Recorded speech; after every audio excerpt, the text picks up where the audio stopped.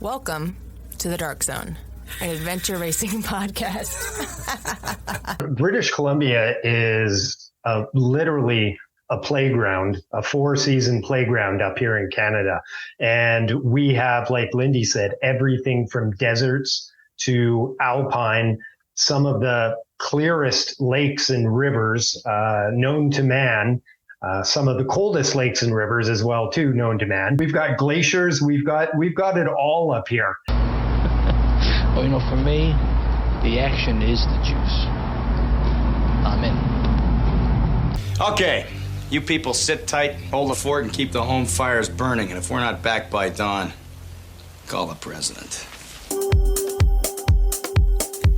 The sun is setting as the sky turns pink. The mountains are calling, and all I can think of is you, my friend, my partner in crime. What you doing today? What you doing tonight? I will run with you till the river runs dry. As listeners of the Dark Zone know, we are strong supporters of Ascend Athletics and their goal of empowering women and girls through leadership mountaineering in Afghanistan and Pakistan. Ascend Athletics is truly redefining opportunity for women around the world. Be sure to check out ascendathletics.org to learn more about their mission. Once again, ascendathletics.org, and you can find that link in the show notes. Keep in mind, as I always point out, they paid nothing for this promo. Instead, we love the work that they do, and we're happy to spread it to the world. The Dark Zone is happy to support and partner with AR School. What is AR School? Well, it's an online service that ensures that you have access to the expertise that you need so you as an adventure racer can continue to level up. We all know that progress can be slow, so why waste time repeating mistakes or wondering if you're using the right tactics? AR School brings together world-class training, top competitors, and athletes of all levels. It's like a transition area between races where you can learn what works, share your expertise, and fuel your passion alongside other racers. AR School is launching soon, so join me and several top competitors inside AR School by joining the waitlist at www.thearschool.com. That's thearschool.com. Holy cow, another episode of the Dark Zone, number 103. The episodes are arriving fast and furious these days, and for this one, we throw a big spotlight on Expedition Canada and their hosting of the 2025 AR World Series World Championships. The show notes has the link to register, which is now open. It's going to be a great race, and John and Lyndie do a wonderful job explaining the course and their level of racing and what racers can expect. So thanks for being here. Sit back, relax, enjoy this episode of The Dark Zone, and remember, if you keep racing, we'll keep talking. Welcome to The Dark Zone, an adventure racing podcast. This is your host, Brian Gatens. Today we are joined by Expedition Canada. We have Lyndie Hill and John Ford involved in the presentation. They're preparing the whole Megillah for the 2025 AR World Championships being hosted in Penticton, Canada. We're delighted to have them on the show. Putting a race on of that magnitude is a big deal. Expedition Canada is a famous race. For years, there's legendary stories that come out of it. Today in the Dark Zone, we're talking about their terrain. We're going to talk about the type of racer, how they should prepare for it, what they can expect. Lyndie, I'm going to start with you. Our guests are excited to hear from you, excited to have you on the show. Just to start us off a little bit, tell us a bit about Expedition Canada, the race itself, and when you're going to be hosting it. Yeah, Expedition Canada started... it started in conversations probably in about 2018. And it was sort of, I've been in the event world for a long time, and I had a few other events that I was looking at sort of exiting from and looking for new opportunities. And this one kind of fell on my lap. But it took a few years to get it rolling, and we opened registration in 2019 for 2020 for our demonstration race. And then, of course, what happened? The world, yeah, as we all know. Right. So that got postponed, that race. We actually sold that race out, which was lovely. But in saying that, we couldn't run it. So then we pushed it to 2021. and the spring, and then again to the fall. And unfortunately, with that, dwindled the numbers a bit. Some people couldn't do it that year. And some people pushed to the next year. Travel was an issue. So we ended up with about 20 teams, I believe, maybe 25 teams in the end, 20 teams. And then we ran again, and we did well with that, which was great. And, you know, got the stamp of approval from ARWS, and then moved on to our next 2 qualifying races, which was great. And it was an eye opener for me because expedition racing is new in my repertoire. I've done a lot of events and a lot of different kinds of events. But this day and night for days on end was an interesting undertaking. And I'm very risk adverse. I'm from the world of adventure tourism and risk management and all of that. So then all of a sudden, when somebody tells you, no, that's normal for them to be like that, it's like, oh, you really have to wrap your head around the new, what's acceptable. There's definitely a part of the adventure racers gene pool that the idea of risk is a different term for many adventure racers. And so for you to be on one side and then be on the other side and putting a 5-day race together, I could understand how that would be challenging for you. But listen, it's going to be fine. Just ignore every instinct you have and the racers will have a great time. So we're glad you're here. John Ford. Yeah, exactly. Ignore the lawyers. John Ford, tell us about yourself. My name is John Ford. I'm the race director from Swamp Donkey Adventure Racing originally, and now the race director for the Adventure Racing World Championships 2025 Expedition Canada. How many days do you plan on having the race go right now? We're looking at probably around a 600 to 700 kilometer race. It's going to be based out of British Columbia in Canada. And host city is going to be Penticton, BC, where Hoodoo Adventures and Lyndie is presently residing.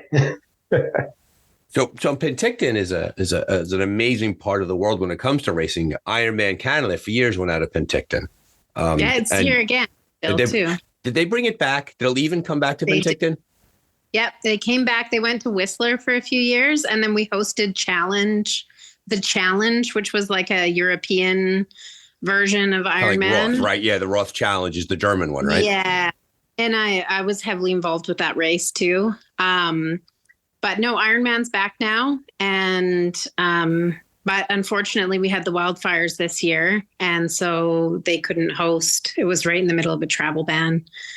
So yeah, which is a huge hit for our city. It brings in $10 million of economic drive. So it was, but yeah, we're a massive event town. We have the Elvis Festival. You may or may not know. You should merge that together. You should have the Elvis Festival be on either end of the adventure of the World Series. I think that's exactly. That's a free idea. I'm going to charge you for the next one, Lyndie. Just so you know that the first idea is free.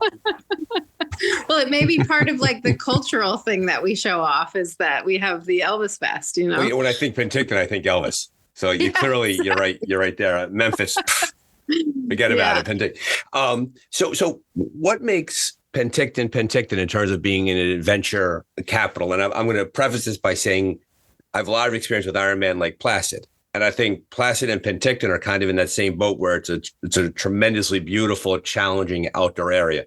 Tell us a bit about Penticton. What will a racer experience up there in terms of terrain, in terms of topography, things like that? I think, of course, it's this huge course, right? So Penticton will be a very small piece of it, but it's very diverse. So we're on the northern tip of the Sonoran Desert. So we're the only desert in Canada. So that you get a bit of that. We have world renowned rock climbing here through the Skaha Bluffs. We're the only one of 2 cities in the world that's nestled between 2 lakes. The other one is in Switzerland, Interlaken in Switzerland. So, but we have this amazing single track mountain biking reputation as well. So just thousands of kilometers of mountain biking. And then of course, like I said, this race is such a big distance that it's to get into Alpine, to get into, bigger rivers and things like that. It's all right there on the doorstep. So Penticton will actually just be, it's the host and it's part of it, but it'll just be a very small slice. So if I hear you correctly, when it comes to the course itself, because there's so much variety and so much topography and so much, is that it's a very, very, it's a big course, but a lot of opportunities for the racers to do a lot of different things along the way when it comes to the different stages. Am I hearing that correctly? Absolutely. And I think too, something to keep in mind is we do have some very rugged terrain. So we have to be very aware of the kilometers that we put in, because, there's some like with Worlds this year, there was some really long distances, and while we have some of that, there's also a ton of difficult terrain. So we can't we'll kill people if we put into, if you just go for the kilometers, it'll just be too much because of the terrain we have. So it's really important that the balance is right. Right. Especially for our, topography that we have here. It's special. It's really special what we have here. I think, a few people have said it's a destination event. It's one of those things that you put on your bucket list, and. So when is the race slated to be held in 2025? What month? End of September, first week of October, which is a beautiful time of year here too. Like you might think it's pushing into the cooler, but it's not. It's such a gorgeous time of year here. Weather's still pretty nice, and we get the beautiful fall colors, and so that's what all the race directors say. It's beautiful. Come out and race. You'll enjoy the leaves. It'll be 70 and sunny. Don't worry about it. Well, you're in elevation and it's snowing. Oh, thank you, Lyndie. I can't see the snow. But interesting for us too here is we have to avoid fire season, right? So we have to, it's a thing now, and it's even part of our legacy project that we're looking at is, that's something that we have to be aware of now. You can, in all of our events that we do, it's part of it. So wild, right? We just have to adjust to it, right? Can't, exactly. You can't, if you ignore it, the races are gonna fall apart. If you let it force you into putting a race on, then there's no racing. So you just very, very much adventure racing ethic coming alive, right? You see a situation and you adjust to it. John, coming to you as the race director, you got some big shoes to fill. Heidi and Stefan had a heck of a World Series. Santiago, which is going to be down in Ecuador in 2024. He's a heck of a race director. Talk to us about where you are right now with your planning and your prep and all of that. Well, firstly, definitely when Lyndie had originally reached out to me, it was actually sort of via Kevin Hodder was the one who sort of made the connection. I had met Lyndie in 2021 because my Swamp Donkey AR team actually had gone out there to do the race. We had signed up, as Lyndie said, in 2020, and then had hoped to race in the spring of 2021. And then we were actually out there sort of around the same time that World Championships are going to be held in 2025. So end of September, beginning of October. So yeah, Kevin just sort of threw an email out and said, "Hey, Lyndie, meet John Ford." And I'm sure you might have remembered him at the end of the race, but everybody was kind of sleep deprived. Our team actually did that race, and I think we finished in just over 99 hours, maybe got 7 hours of sleep throughout the entire race course. So we got a really good taste of Lyndie, Hoodoo Adventures, Expedition Canada. And we kind of had already a relationship that we had started building with Kevin Hodder, and that was through actually our course designer for the 2025 World Championships, Alex Mann. Mm-hmm. So he was part of Team True North that was on Eco Challenge World's Toughest Race.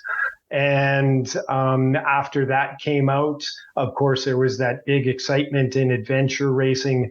Like you said, another sort of bump in participation levels. And we just innocently had put up like a post on our social media saying, hey, world's toughest race, we have a helicopter too, and posted a picture of myself and my co-race director, Rick Schoen, on the skids of the helicopter from a couple of years prior that we actually helicoptered into the race start. And he immediately messaged us back and basically asked us, so how does one do a swamp donkey? And we pretty much put together a registration for them, and they came out, him and Brian Finestone, who's also on our team, and Phil Goche, and did swamp donkey like within like a 10-day window of finding out about it. So that was kind of the introduction of how this all came together.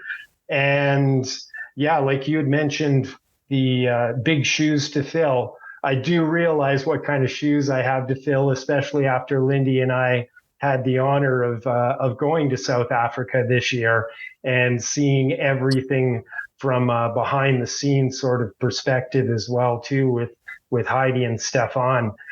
They put on just an amazing event. I know you reported on it, and you were part of the International Adventure Racing Conference as well too.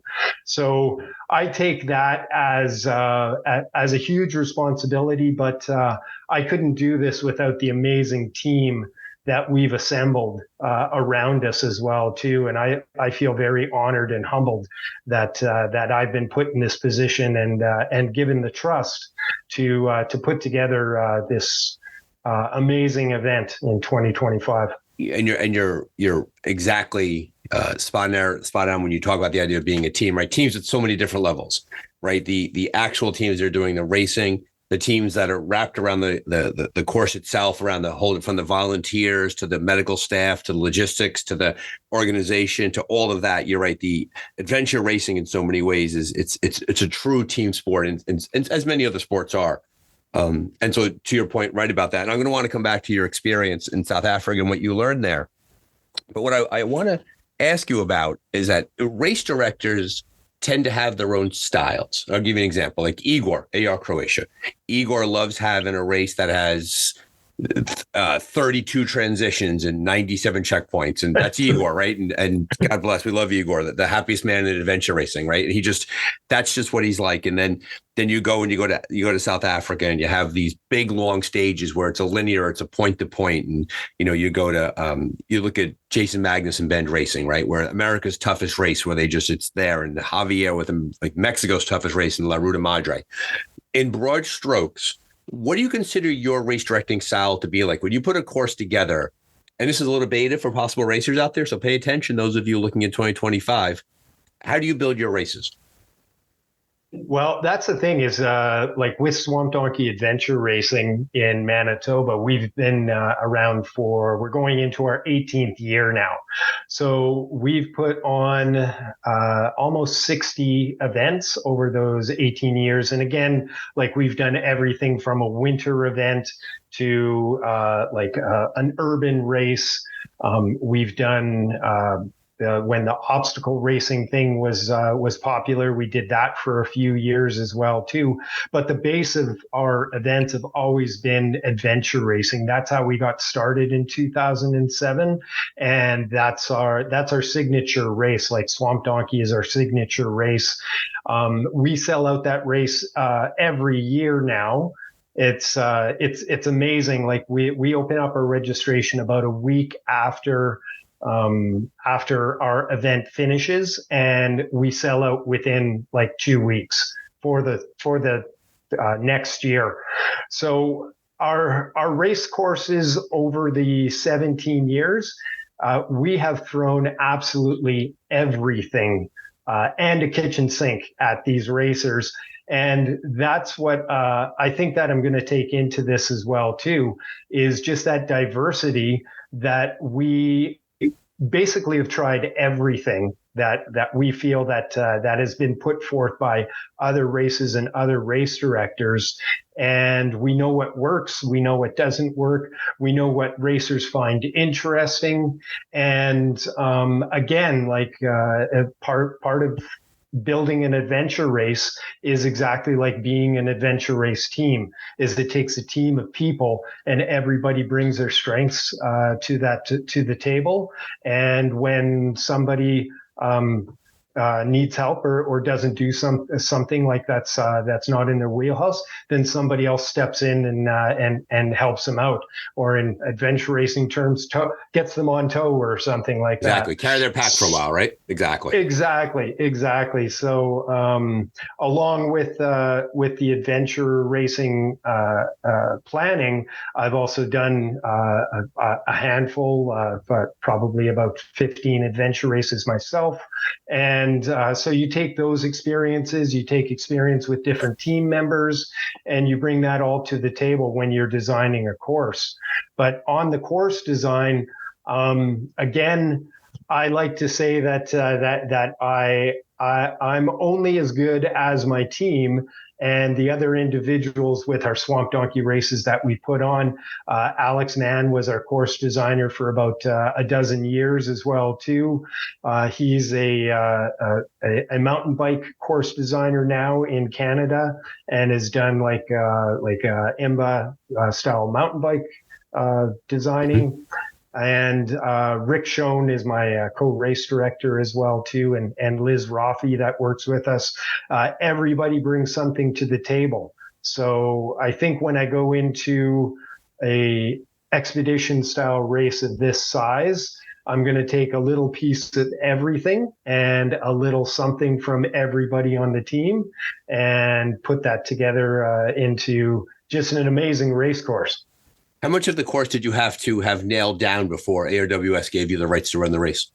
For example, another way of phrasing that question is the course in broad stroke is 100% complete? You know the exact course? Are you still doing the permitting? Are you still fine tuning it? Or is a lot of that still up in the air?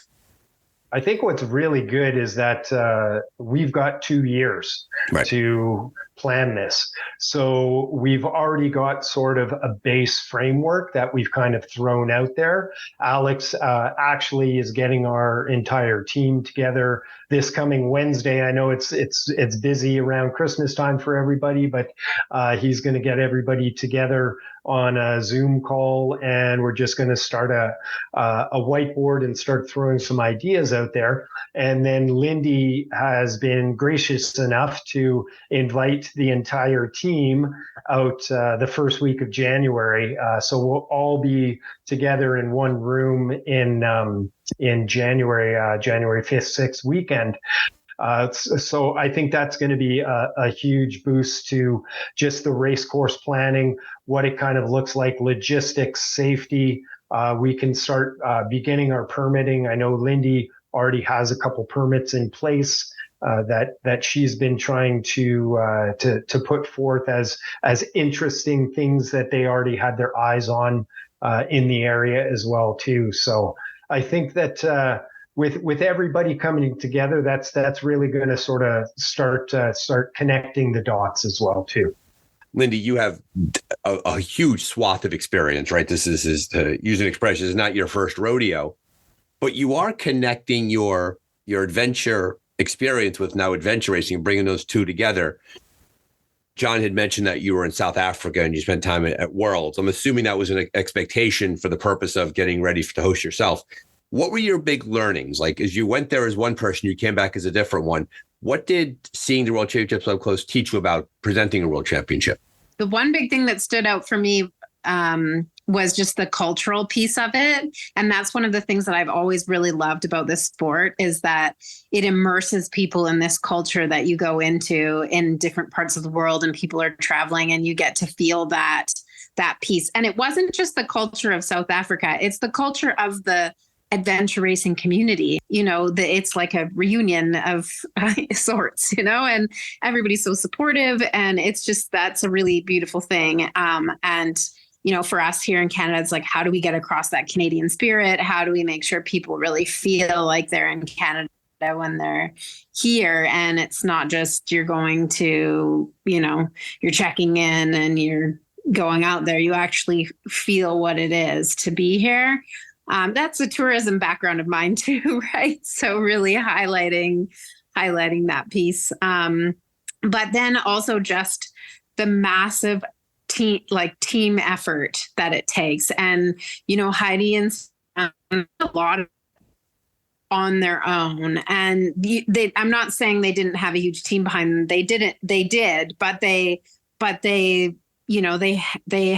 to do a lot by themselves too, because they just didn't have the resources that maybe we might have here. We've already put together a team of 8 people, and a lot of the things that we're doing, they did on their own. So, how important it is, those roles, and for everybody to do their job and be trusted to do their job. And that's another piece, just that adventure racing piece, coming back to how relatable it is to the actual organizing of the event, because there's teamwork and communication and preparation and no sleep and, just all of those pieces that are so similar in the front and in the back of the scenes too.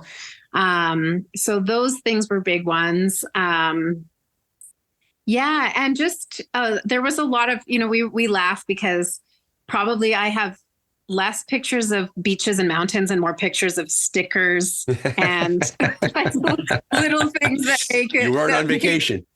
Yeah. They make people, this will make a volunteer's life easier, because it's all there. You just, when you're dealing with that, you can only imagine 400 boxes moving around. I mean, the breadth of it is incredible. I mean, you're literally moving. It's like moving an army, right? With the trucks and the volunteers and the gear. Yeah. And I encourage anyone out there, if you're into adventure racing and you're curious about the sport, go volunteer to race. Stefan said this when he was on the show, and I agree with this. I think a better reality show would not be to follow the racers around, but to follow the volunteers and the race directors around, because the behind the scenes machinations and movements is fascinating. I've seen that up close a couple times in different races that I've had a chance to volunteer for. And I think you're right about that the challenge of doing that, right? The challenge of putting that together is a really hard thing. So I think it's a crash course for you, right, Lyndie, in this? It is. Yeah. And I'm actually working on a team building activity all based around, packing boxes and the logistics of the behind the scene. Because for me, it's when people, so many people, when we started doing Expedition Canada, they had no idea what adventure racing was. They don't know, I'm explaining all the time what it is. And to, especially this last, race that we put on, we were using terms like CP and TA, and nobody knows what that is in the general public. It's this education for because there is, we put lots of different races on. And as far as having 400 people in a race, that's not very many people in the eyes of a sponsor or in the eyes of even a government or whatever, trying to give money and support an event. Even though we're here for a few weeks, that makes a big difference. It's the people following it that give it the exposure. It's the community buying into it. It's the people watching it. So they need to understand what a CP and a TA is and all of these things, what those dots are, what they, or they're going to tune out of it. And so, a big part of the next 2 years for me is just getting the community and the province to understand what adventure racing is. The movie will help. The King Arthur movie will help that very much. But, just in general, going to schools, making sure that the kids understand what adventure racing is. So when we host this event and they see it online and they see it on the TV or whatever it is, it's those people have been to our school. We know what that is. And for the companies that we go to, holy smokes, we know what goes into behind the scenes of moving, 400 big boxes and 400 little boxes and getting them over 800 kilometers. And, it's it's like running a business, logistics, it's all behind the scenes. Right. So now, John, coming back to you in the race directing, right? It's really hard. And this is where a course designer, race director really shouldn't play a primary role in organizing everything outside the race, because that's where it gets challenging, right? Ishai Horowitz, when he did when he did nationals out in California. I remember speaking with him, and he knew nothing of the logistics before the race or after the race. He knew everything about the race itself. So Lyndie's going to do a great job, right? A lot of experience. Her team are going to get people there and the boxes on the trucks, and they're not going to lose too much stuff, but it's going to happen. Lyndie, get ready. Some boxes are going to get misplaced and someone's going to be cranky about it. And, and for all I know, it could be me for all I know. So that's going to happen. But now, John, for the race itself, and once again, this is not a state secret, not giving things away. Have you thought in terms of the disciplines we're having, right? And for the newcomer, trekking, mountain biking, kayaking, paddling are the three big adventure racing activities we see. And usually there's multiple stages that are built in there. And then there's the possibility of other types of disciplines that are built in there. Without giving anything away, what's at your disposal? What could you do if you wanted to? Could you go up high? Could you go in the caves? Could you go out on what's waiting when you're building the course? What's waiting possibly for the racer out there? British Columbia is literally a playground, a 4-season playground up here in Canada. And we have, like Lyndie said, everything from deserts to alpine, some of the clearest lakes and rivers known to man, some of the coldest lakes and rivers as well, too, known to man. But according to Lyndie, it's going to be 72 degrees and sunny the entire race, so I need to worry about that. Yeah. Exactly. But we've got glaciers, we've got it all up here. And as far as distance goes, like we've stated before, with 600-700 kilometers to play with, we could go all the way to the ocean if we want. So we've got so many different disciplines that we can throw at people. One thing that you didn't mention too, that Lyndie has added into the race Expedition Canada the last couple of years, was pack rafting. So there's that option as well too. Pack rafting has definitely increased the amount of area and types of things that you can throw at a racer as well. And I think that that's definitely in the cards as well. So we'd like to, of course, focus on canoeing. We're Canada. Right. Voyageurs. I think you have to legally. I think you have to have canoeing, right? Otherwise, the Mounties come and get you. Yeah. We have to have canoeing. We have to have drinking a beer. We have to have beaver tails. We have to have all the Canadian things. You have to be nice the entire time. Everything you guys are known for up there. That's right. When I was actually doing some of the promotion before Lyndie arrived in South Africa, she was about a day behind me. And so I was explaining to some of the international teams what they could see if they came to Canada. And I said, do you remember Morocco Eco Challenge? They had camels. Well, we've got moose. And so maybe you might be riding a moose. Who knows? I'm like, I come from a race in Manitoba that's called Swamp Donkey, and Swamp Donkey is actually a catchphrase or a nickname for a moose. So we could throw absolutely anything at them. And like I said before, with the 18 years of experience in race directing, we have thrown absolutely everything at racers. This past year at our Swamp Donkey race, right off the hop, we had the teams break off. So it's a 3-person team for Swamp Donkey. We had the teams break off. So each individual member had to go and get a separate clue in the town site that we started in Falcon Lake in the Whiteshell Provincial Park. And they went to different businesses. They got clues, and then they had to come back to the bike corral, and everybody came back together as a team, and then they had to do simple math.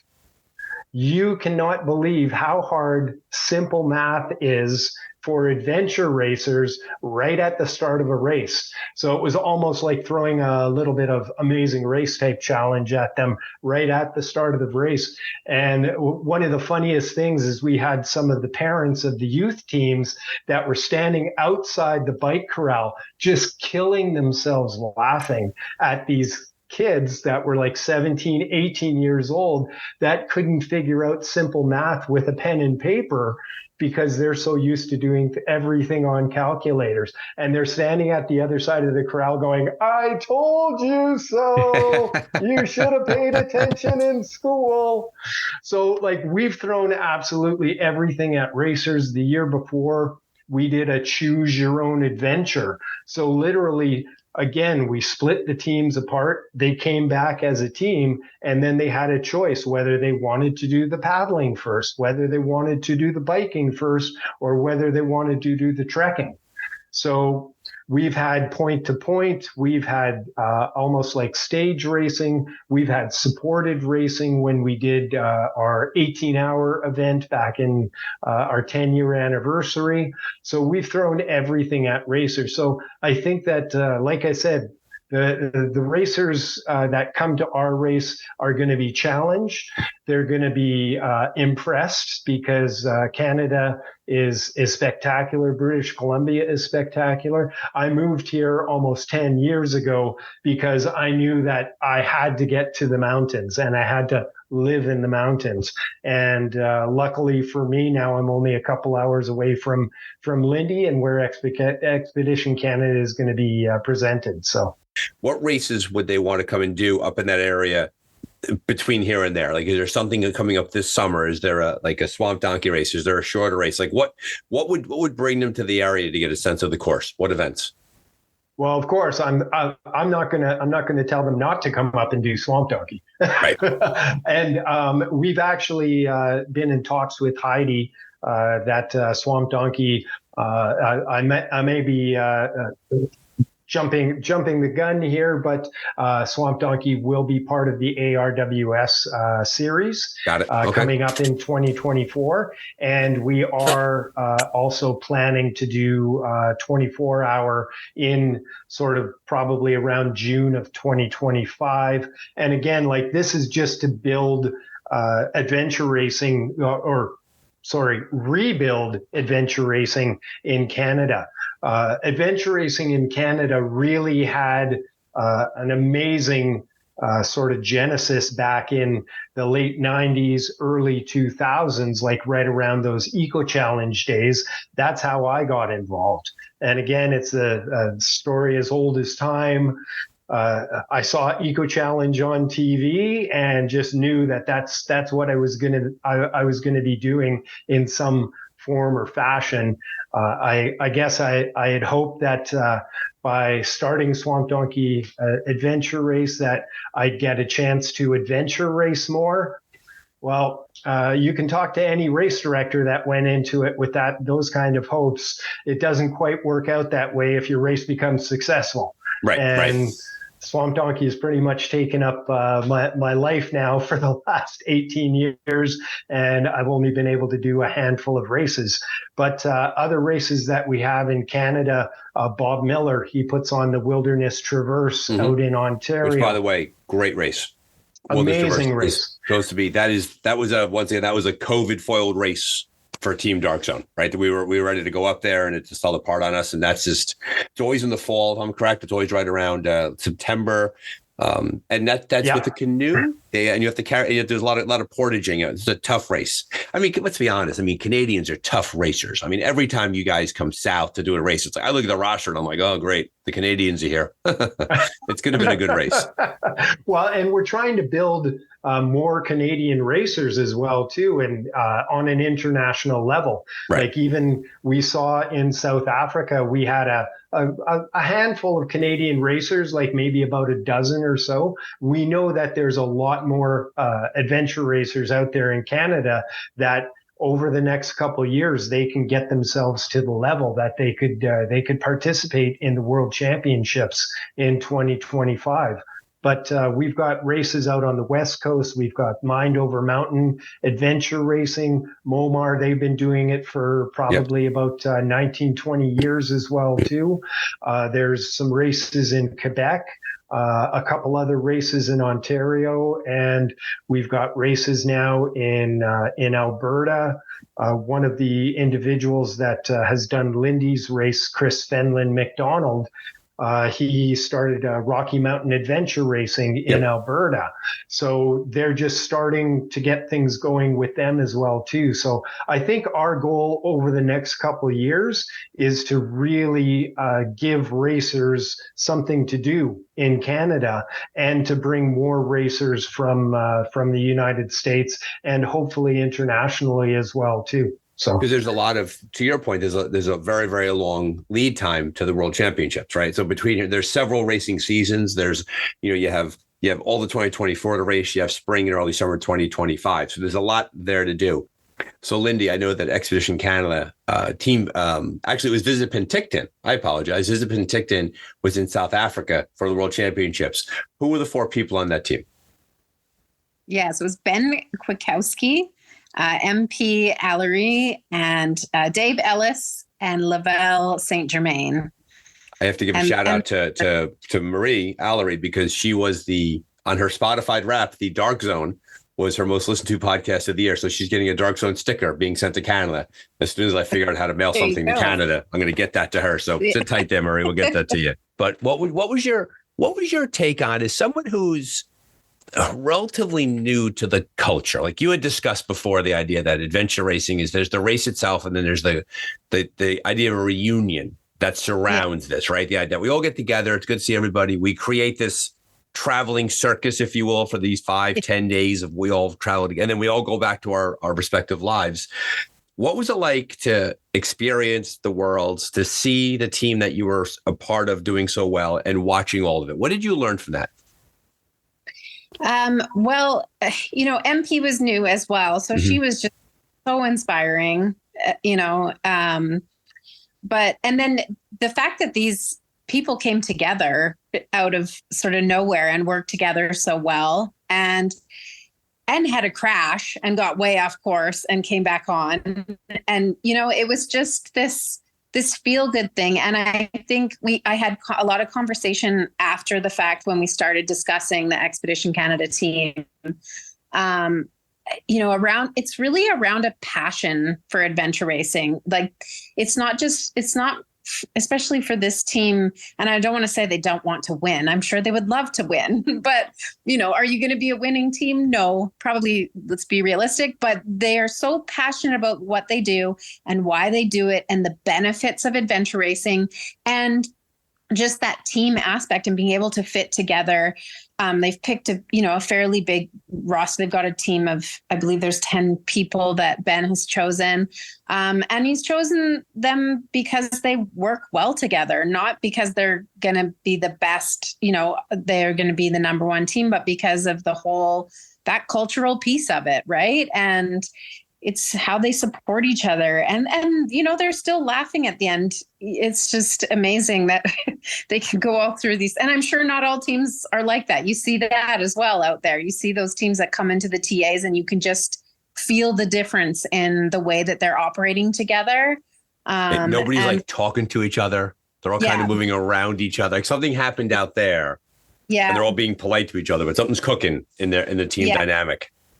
Yeah, exactly. And you can feel it. You can feel the energy. And these guys were just wonderful to be around and to experience and to cheer on and to see how, and it came out and how well they did, considering that they had a crash and they got back on course and they finished the entire thing. And, so we're really excited to have that spirit as part of Expedition Canada. And bringing that piece to it where they just have this immense passion for what they're doing. And that's really special. I agree with that. I think as someone who races himself and someone who's, involved in the sport and sees it sort of unfold around me as the days go on, there's no doubt that the ethic, the worldview, the approach to problem solving that adventure races bring, it's very, very and exciting and enriching and encouraging to see when people have that kind of work together. And then I always tell people that in an adventure race, and I argue it's 6, 12, 24 hours, 48, 5 days, 10 days. It's agnostic to the distance, is that you have the opportunity to see every single emotion come alive. That people will, how teams work, how they take care of themselves. Do they feed the navigator? How do they deal with frustration? An expression that I often use at work is it's not about error avoidance, it's about error correction.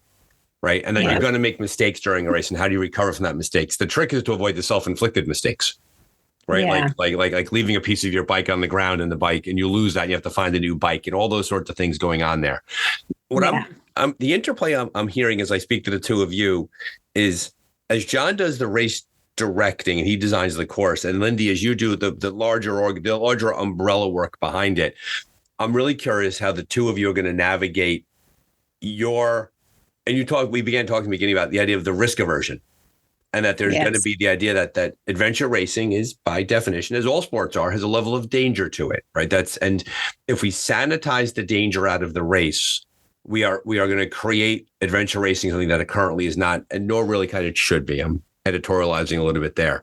As someone with a lot of experience working in endurance sports, that you're now going to have to marry your endurance sport understanding to the culture of adventure racing, which are two separate things. We're not triathlon, and we're not obstacle course racing, and we're not marathoning. How are you going to make that transformation in how you approach adventure racing? Yeah. Well, definitely the last three expedition races have, given me a huge eye opener.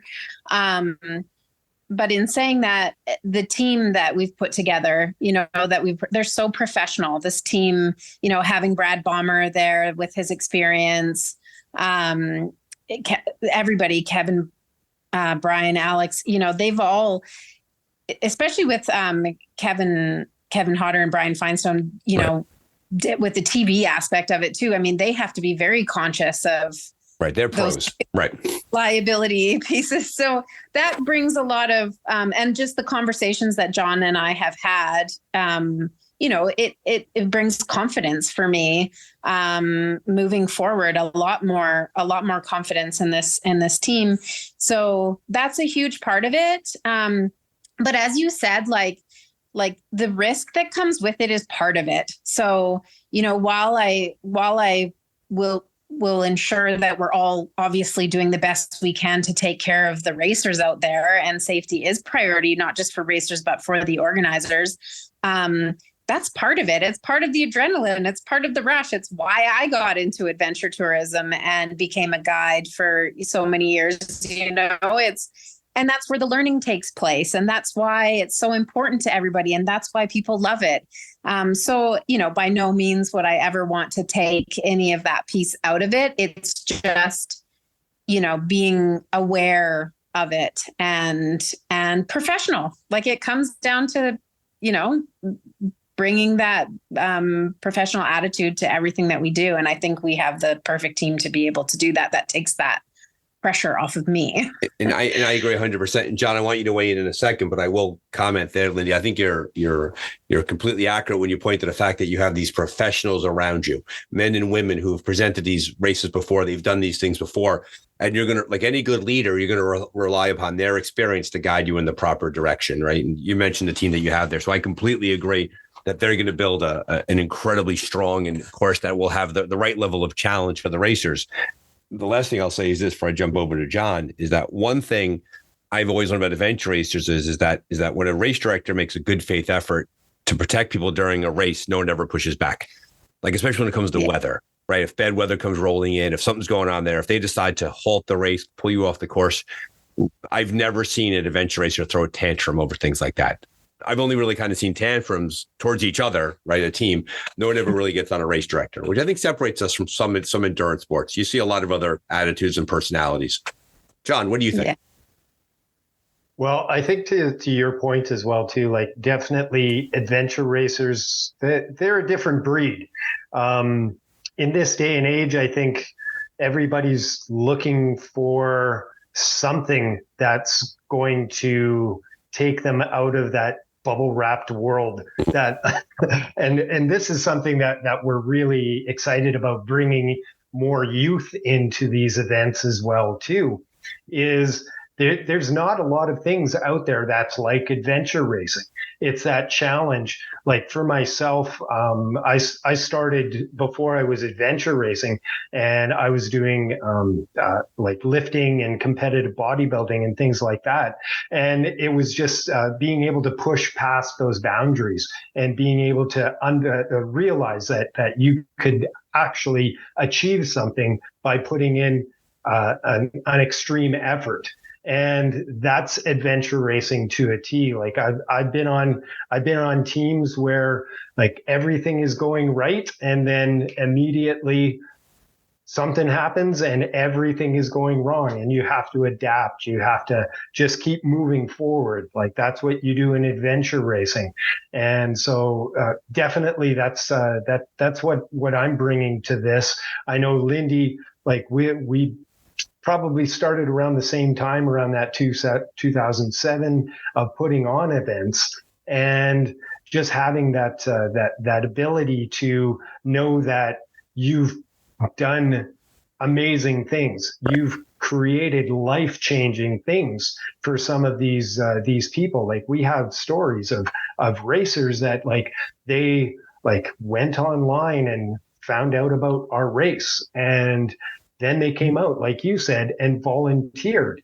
And then 2 years later, they trained, and then they were at the start line. And having that embrace and that hug and those tears flowing at the finish line is life changing, not only for them but us as race directors too.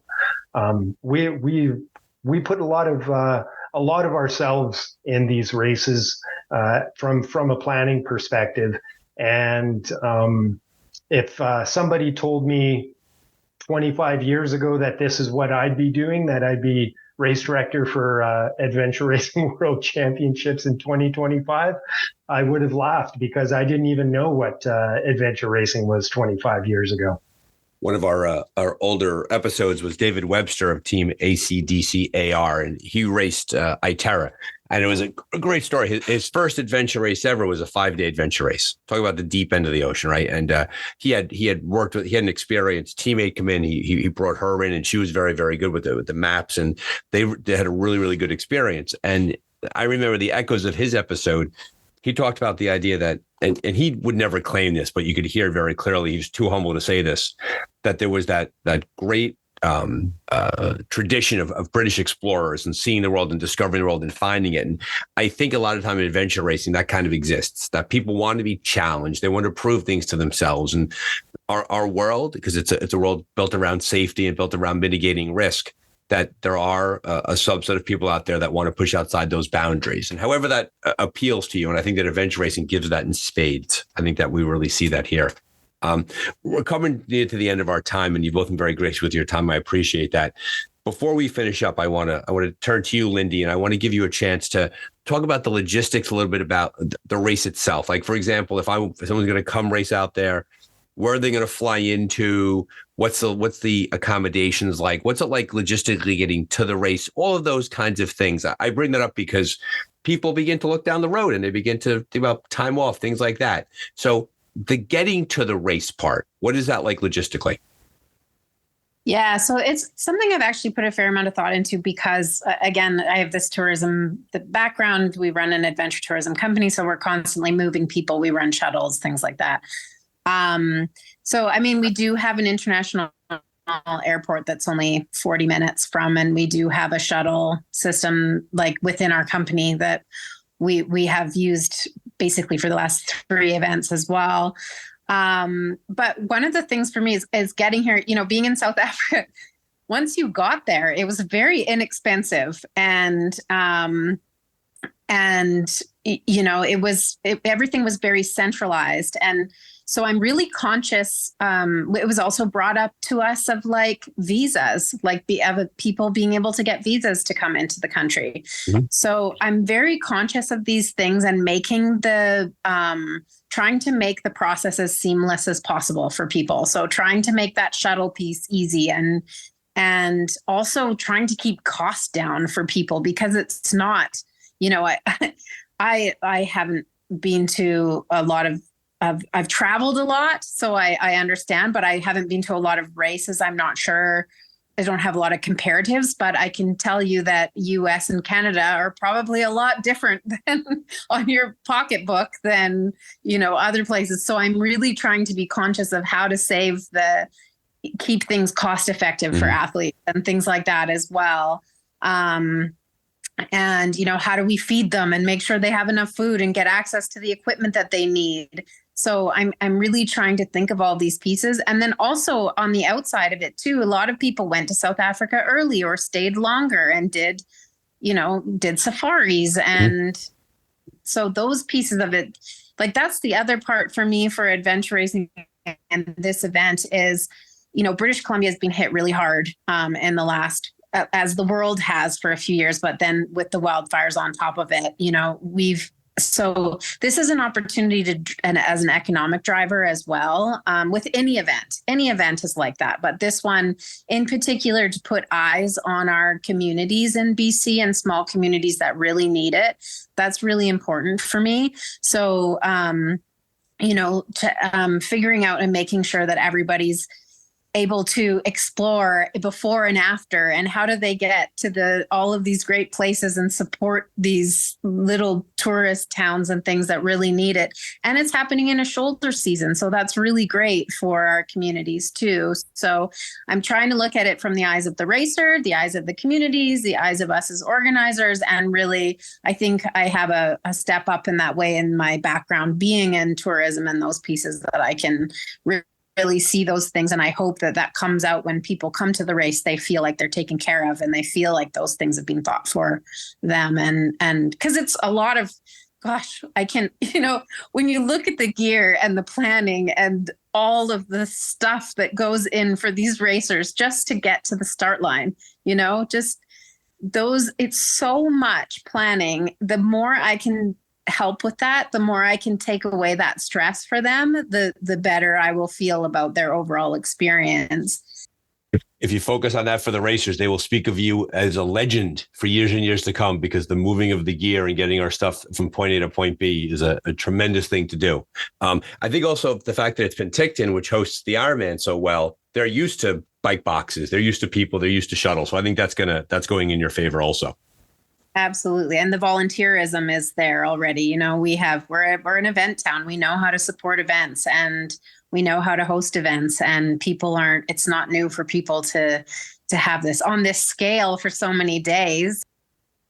Well, they kind of roll their eyes a bit, because it's like how many racers, how many teams, right? It's one of these things where it's like, it's only 40 teams or only, 400 racers and so many teams, but they don't get the magnitude behind it.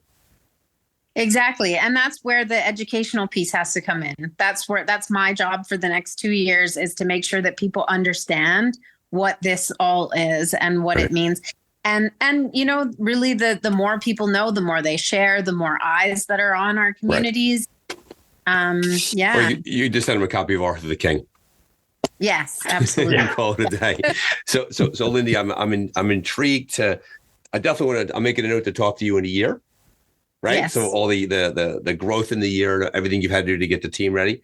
And when I say team, I mean your logistical team together. John, I want to give you the last word, right? Because race directors have a lot of responsibility on them, right? You're going to have X amount of teams on your back, hundreds of people. Make the case to the adventure racer why they should come there for 2025. What are they going to get? Well, definitely the one thing, like Lyndie had mentioned about that we saw in South Africa, is the culture piece. And that's something that we definitely want to present for Canada. Canada has an amazing reputation internationally. Every country you go to, people are just happy because you're a Canadian. We met so many people in South Africa that were absolutely amazing. Like, my experience there was I landed in port at the port and got on the shuttle. I was actually on the shuttle with Jason and Mike from Expedition Ozark at the same time, and so we're taking the shuttle there.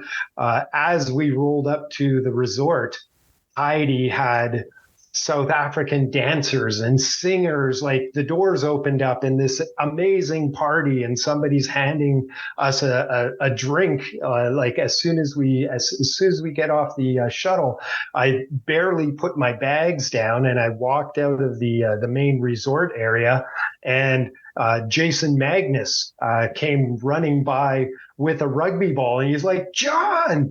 And I look around, I'm like, "Jason!" I didn't even realize he was going to be there. He was there supporting the Fear Youth team or whatever from New Zealand. And I think you meant Andrew Magnus. not Jason. Or Andrew Magnus. They're twins. They're twins. It happens. Exactly. So Andy was there, and he's like, "Do you want to come and play rugby with some of the local kids?" I'm like, "Oh, amazing, 100%." So it was just like all these amazing things just kept happening. But that's what the racers got to experience as well too. So yes, we are going to put on an amazing race course. Yes, Canada and British Columbia is an amazing place to put on an adventure race. But we want to make sure that everybody experiences Canada. Like, we're not just going to give you a beer. You are going to get a beer, but we're not just going to give you a beer. So like that's the thing is we have a great reputation as Canadians, and we just want to make sure that everybody walks away thinking like this is not only the race to do in 2025, but this is a race that they're going to remember for years to come. Well, there you have it, folks. Another episode of The Dark Zone. Thanks for being here. And thank you to John and Lyndie for taking part. What a great episode. And we look forward to ARWS Championship 2025 in Canada. If you like what you hear here, please head over to your streaming platform of choice and leave a review, click, subscribe, pass along to your friends. The algorithm likes that. We love having you as listeners. Always feel free to send us your thoughts and ideas. And remember, folks, if you keep racing, we'll keep talking.